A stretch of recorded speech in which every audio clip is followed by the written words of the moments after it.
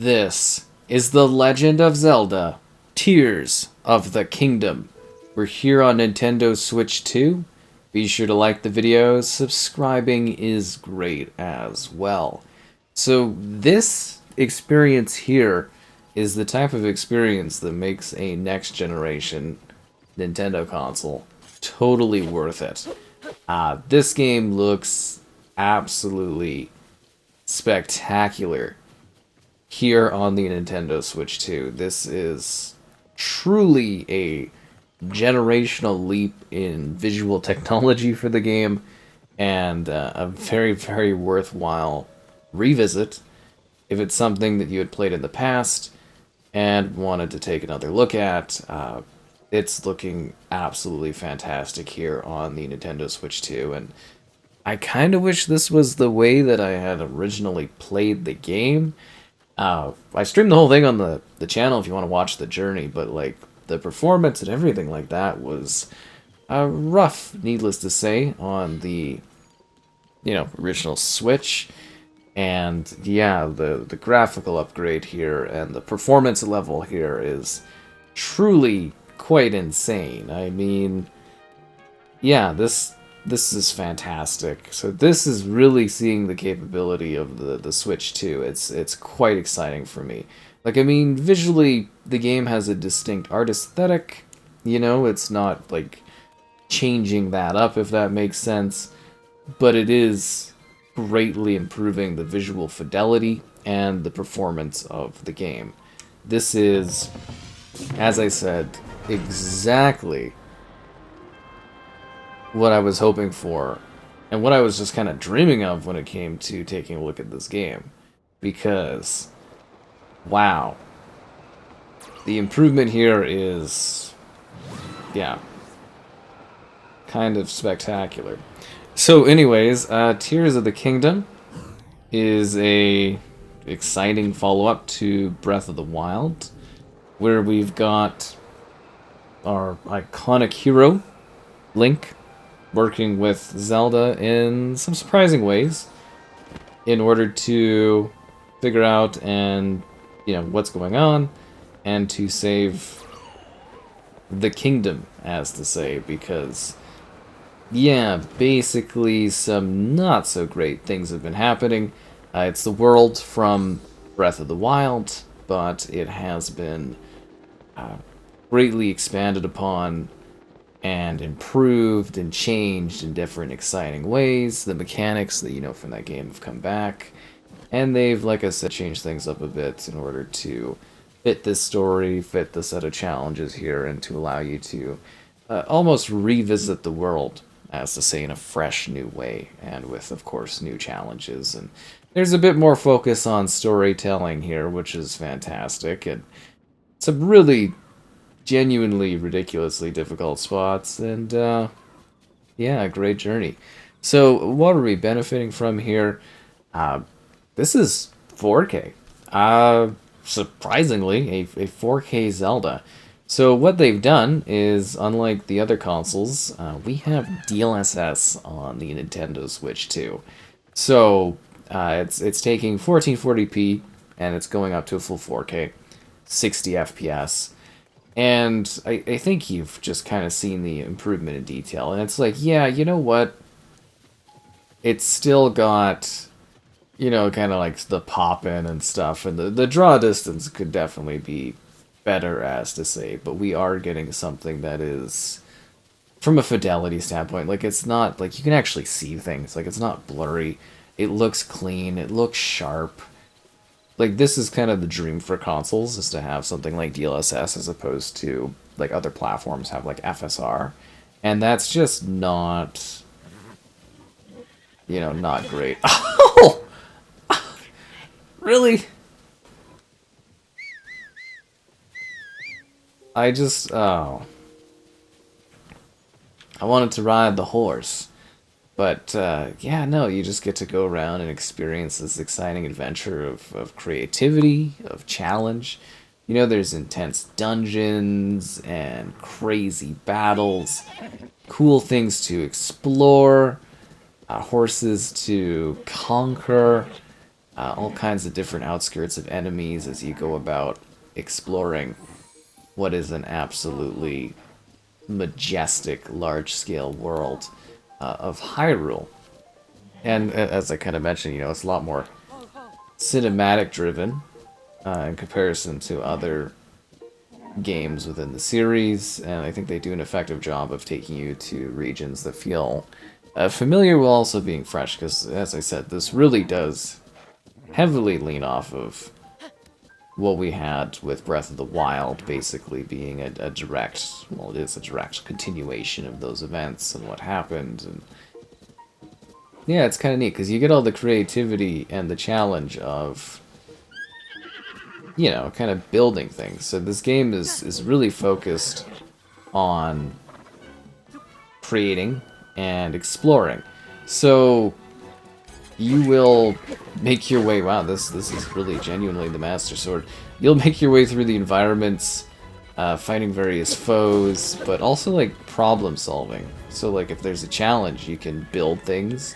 You can use like mystical, magical hands to like create stuff, like maybe like a car or a boat, and there's all these challenge room areas that will allow you to basically use these skills in different creative ways, you know, different physics challenges in order to, well, better yourself and make yourself more powerful. Did I just get insta-killed? What was... what's the point of all these hearts?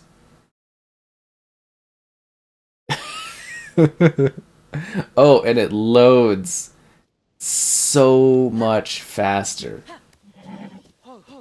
in comparison to what we had in the past. Like, the loading here is just absolutely unreal. Like, yeah, every part of this experience just feels a lot better to play, which I think is fantastic. And then you get to take advantage of these guardians. And these guardians will give you different benefits during battles.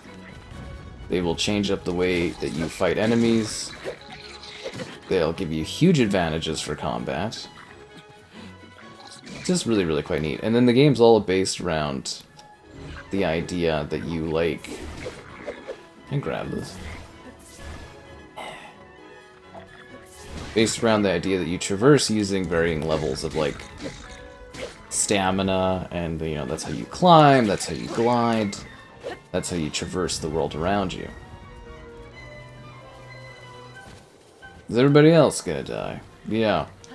You get your stamina wheel and your health, and you prove that by going around. I guess I've worked hard for the Master Sword, I might as well use it out here against these guys. I mean, some of these guys are pretty much commoner enemies, but, you know, might as well have some fun there.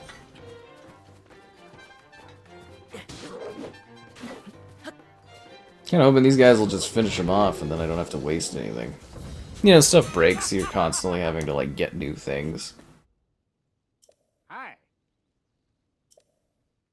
Can I join you for a moment? Oh, this sounds like some kind of weird thing. Yeah, okay. It is the Master Sword.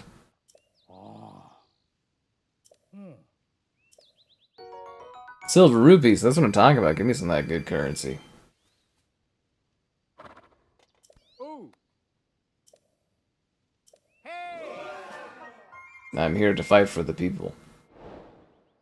And this is like genuinely an expansive game. Like dozens of hours, like I don't know, it was like 40 plus hours, and like I streamed pretty. I think it was even longer than that, honestly. Like I streamed really hardcore on this game to like work through it, and yeah, it was quite a grind. And you know, there was like the stick drift, and there was just so many things that the first Switch just kind of like. I felt like the full potential of this game just wasn't really realized on the original Switch, and it's just kind of something that like this version of the game actually provides. I'd really like to see Breath of the Wild kind of going off on this one because I think that would be absolutely spectacular too. Because again, the technology's kind of similar, but well, basically similar between the two, and it's just neat because I started like I played that one on the Wii U because like that was the whole point of getting the Wii U. Well, I mean, it's to cover it, but like the one thing that sort of defined that one for me was actually being able to play Zelda. So that's how I played Breath of the Wild back in the day, was the Wii U version of it. So I didn't really get to experience it from a exciting perspective. Where did my horse go, actually, now that I think of it? Are you still over here? Or you're over here? Horse. Horse. You're supposed to, like, saddle these things. Yeah, you take what you can get. But the game's got a lot going on in it, too. Not outside of, like, actually battling. You know, there's, like, cooking food and meeting different characters and going to these different caravan areas and tackling these different dungeons. Let me guess, now there's enemies over there that I can fight instead of, like, you know, having come over here to grab this horse. I could have just been battling. Oh, yeah, no, that's exactly what this is. It's another battle. But yeah, this is kind of the thing, is like when you get it going, you get these like powerful guardians that can help you battle things. Although, like, honestly, it doesn't help you the best when you get to some of the final like boss, like monstrous foes are so ridiculous in this game. Oh yeah, and the power bank stuff. I did all kinds of crazy stuff, you know, different dungeons. There's like fire underground and then like crazy places up above, and there's like a dragon thing, and there was some divine stuff going on. It was a pretty crazy journey going through this game. Was it rewarding? I have no idea, but all I know is, like, had this been the version of the game I played, I probably would have enjoyed it even more. Because, yeah, this just, like, is infinitely better. Ooh, moblin guts, nice. Is there a guy we haven't killed yet? Can you imagine getting attacked by, like, the hero of Hyrule and then the ethereal gang? The ethereal supporting cast?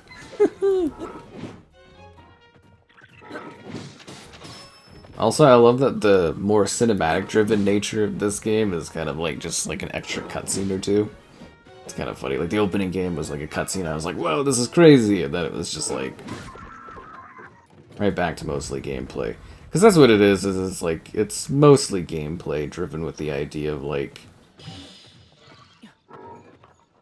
you know, you're basically forging your path through, either through, like, building stuff to finish challenges, battling things to finish challenges. It's really quite a world of what you make it, and it's a big map. Like, obviously this is the Breath of the Wild map, but they've certainly revamped a lot of it. Which should be rather exciting for, you know, the big fans of the series that are like, oh, you know, need more Zelda and stuff like that. Like, you get so much out of this game, especially if you're not... oh, that didn't go well. Because, like, a lot of folks, they just go and explore. Like, everywhere you see, you can kind of go to and climb and visit and... Oh, we got a tree that's alive. I ain't fighting a live tree. This ain't some Lord of the Rings situation going on here. But any place you see, you can kind of go to and climb and glide if you need to glide around. And it's just quite wondrous, the sense of scale in this. But, like, just how clean it is.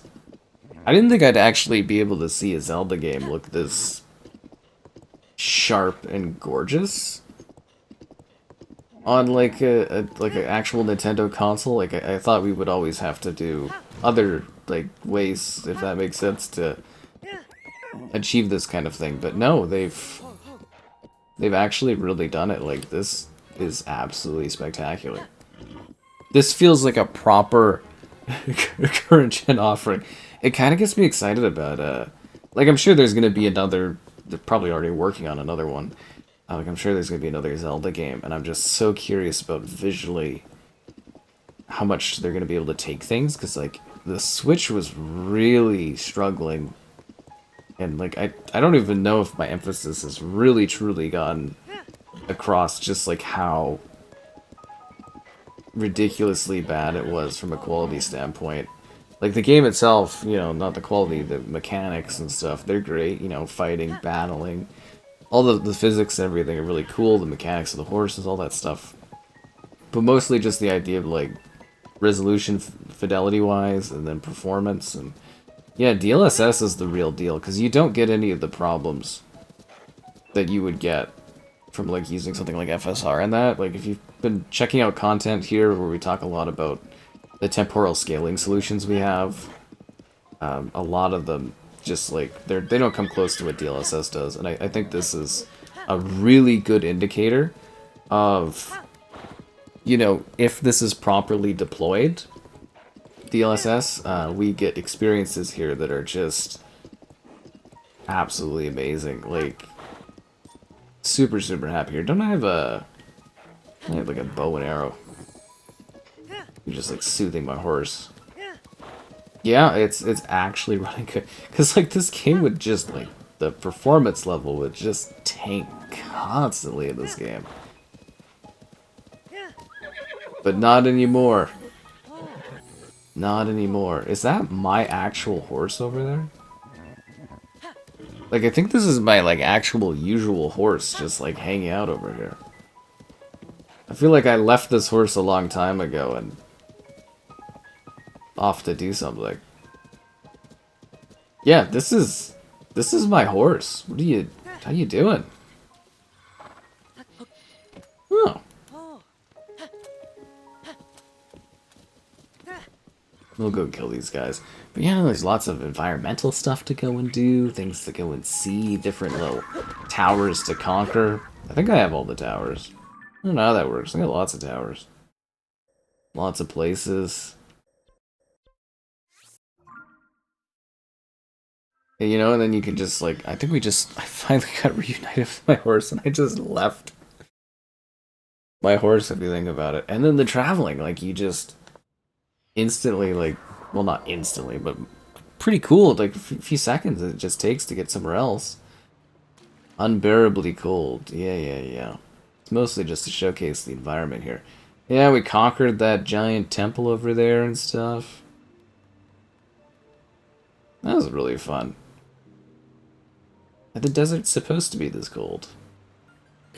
Oh, Link's very expressive about the freezing temperatures here. This is a Death Mountain. Just trying to give you an idea of the different areas and everything like that.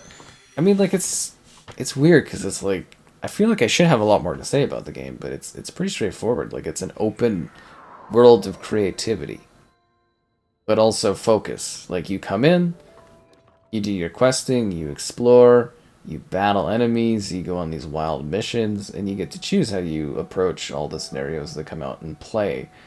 At the same time, you know, you are restricted things, and there's a gameplay design where, you know, you have to go to the temples to really pump up your level to be able to challenge things and do stuff, and then, you know, you go and do all this crazy stuff, and wild things happen, you fight big bosses, like... It's cool, because, like, I feel like I've done everything I really need to do, but also, like, if I wanted to, you know, there'd be a lot more I could potentially do if I felt like it. Heavy towers. I'm trying to think of like a cool spot. Oh, the Korok Forest. You get what I mean? Like, I could, like, endlessly go about sort of, well, not endlessly. I think eventually you'd kill everything. But no, there's just so many people, like, places to see, things to do, collecting things to gather, like, stuff to find. The cooking things, like, Link's obsession with cooking is fantastic. How you doing there? Well, you know, I saved the day, what can I say? Yeah, I wish I had some Korok seeds for you. Then you gather this, like, crazy collection of weapons. Like, look how majestic this looks. Oh, this is gorgeous.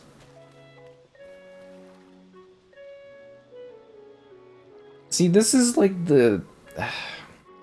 This is the type of stuff where you're like, you play on a console and you're like, oh, this is rough, but I see what they're going for. And then eventually, someday, you get something that's like a bit remastered, almost like this. And it's just like the art direction and stuff actually shines through. You get what they were going for. I've always thought that, like, they do a really good job at Nintendo. Just in regards to, like, the limitations they have to deal with. If that makes sense, like, they certainly have restrictions that, like, don't allow them to fully reach the potential for some of these games. And then this is something where I think other people are going to be feeling the same vibe as they're going through this, like, checking this out if you're watching this long and everything like that, being like, wow, this really looks majestic.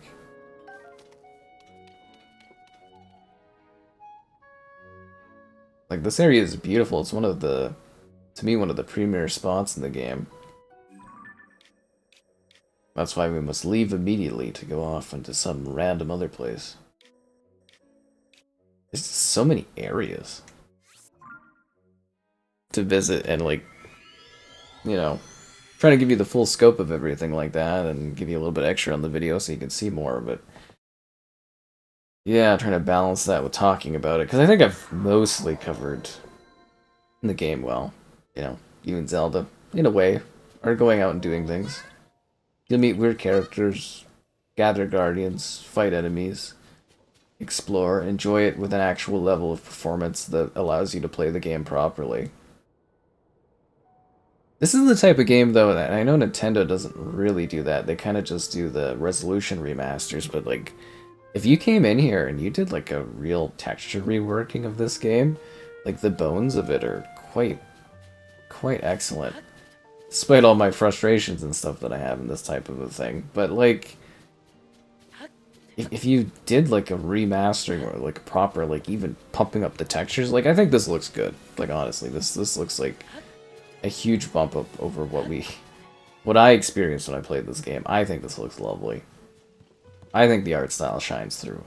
But, like, I also see where if you came in and you really reworked the textures and kind of bumped up the fidelity and, you know, the aesthetics and everything even more, I think you really would have, like, a really, really special visual experience in this game. Even more so than what we get here, like...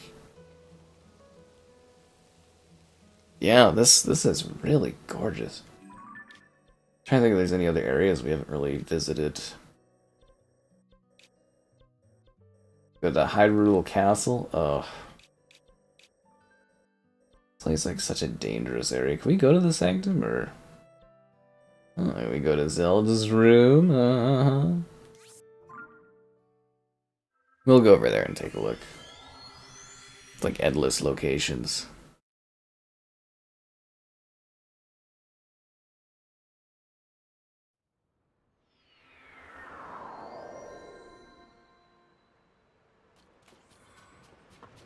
I just love the vast, like, draw distances, too.